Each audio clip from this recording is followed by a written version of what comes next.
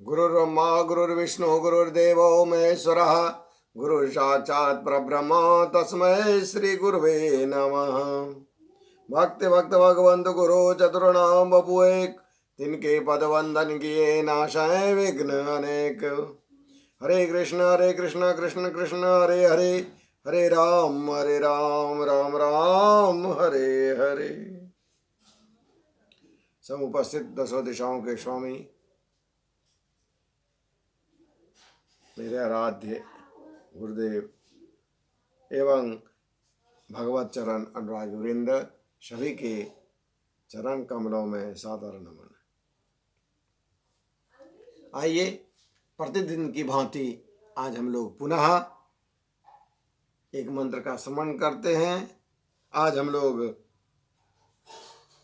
प्रथम स्कंद के द्वितीय अध्याय के दशम मंत्र में आज दशम मंत्र का हम लोग श्रवण करेंगे।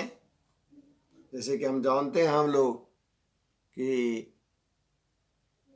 शीर्षक है भगवत कथा और भगवत भक्ति का महात्म्य, द्वितीय अध्याय। तो आइए हम लोग श्रवण करते हैं। कामस्यानेन्द्रिय प्रीतिर लाभो जीवेत यावता, जीवस्य तत्व जिज्ञासा नार्थो यश्चेह कर्म भी। अर्थात भोग विलास का फल इंद्रियों को तृप्त करना नहीं है, उसका प्रयोजन है केवल जीवन निर्वाह। जीवन का फल भी तत्व जिज्ञासा है। बहुत कर्म करके स्वर्गादि प्राप्त करना उसका फल नहीं। देखिए, हम लोग कोई भी काम करते हैं किस लिए करते हैं? सुख प्राप्ति के लिए। और सुख किस में है? संसार में सुख के भंडार तो मेरे आनंद कंद श्री ठाकुर जी है। तो सुख उसी में है। संसार में कोई भी व्यक्ति आपको सुख नहीं दे सकता है, कोई भी नहीं। यदि कोई दे रहा है तो वो क्षणिक सुख दे रहा है, और वो भी अपने लोभ से। इसलिए कोई भी व्यक्ति आपको वैसा सुख नहीं दे सकता है जो हमारे ठाकुर जी देते। क्यों? हम लोग कोई भी काम करते हैं उसके लिए तृप्ति चाहिए। तो हमारे सूत जी महाराज कह रहे हैं कि भोग विलास का फल क्या है? इंद्रिय को तृप्त करना नहीं। हम लोग किसी भी चीज की कामना करते हैं किस लिए? अपने इंद्रिय को तृप्त करने के लिए। यदि ऐसा करते हैं तो वो गलत है। उनका प्रयोजन केवल जीवन निर्वाह। हम लोग कोई भी चीज खाते हैं, कोई भी सी चीज का हम लोग भोग करते हैं तो उसका केवल और केवल प्रयोजन जीवन निर्वाह ही होना चाहिए। ये शरीर माध्यम खलु धर्म साधनम। शरीर की रक्षा जैसे हो, जिस प्रकार से हो, उतना ही हम लोग उपभोग करें संसार का। और जीवन का भी फल क्या है? तत्व जिज्ञासा है। ईश्वर की जिज्ञासा जो है वही मुख्य फल है।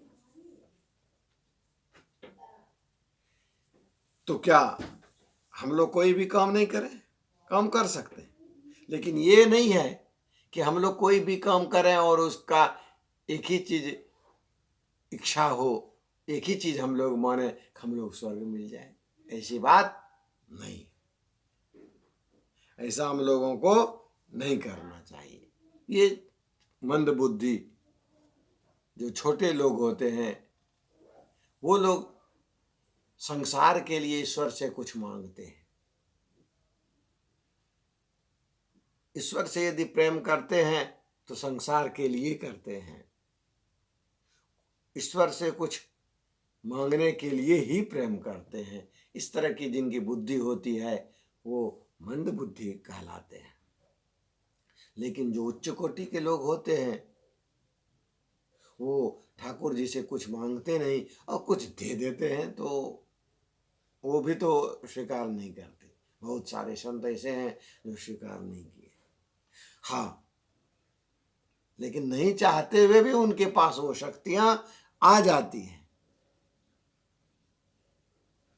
क्योंकि कहा जाता है ना, जब कोई सामर्थ्यवान होता है तो बहुत सारे लोग संसार में भी देखते हैं, कोई बड़े आदमी हो, नेता हो, आईएएस हो, जैसे वो हमारे घर में पधारते हैं, हमारे गांव में आते हैं, हमारे समाज में आते हैं, 10 लोग हम लोग उसके पीछे लग जाते हैं।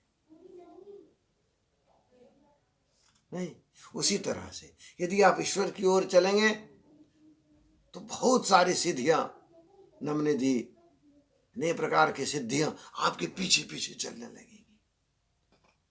तो क्या इसीलिए हम धर्म करते हैं ना?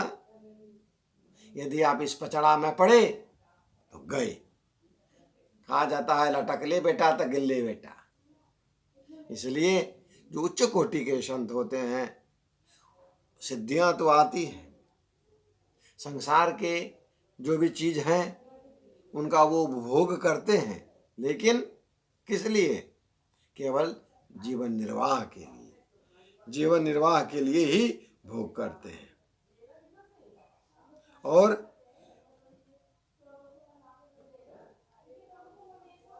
जो भी काम वो करते हैं स्वर्ग प्राप्ति के लिए भी नहीं करते, बिना इच्छा के केवल भगवत भक्ति के लिए करते हैं। तो हम लोग भी आइए भगवत भक्ति के लिए कुछ प्रेम कर लें, भगवान का नाम ले लें। हरे कृष्ण कृष्ण कृष्ण हरे हरे, हरे राम राम राम हरे हरे। प्रेम से बोली राधे राधे। श्री कृष्ण चरणार्पणमस्तु।